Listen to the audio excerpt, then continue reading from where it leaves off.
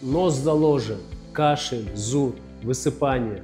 Врач выписывает таблетки, капли, спреи каждый сезон, одни и те же рецепты. Но легче становится ненадолго, а аллергия возвращается снова и снова.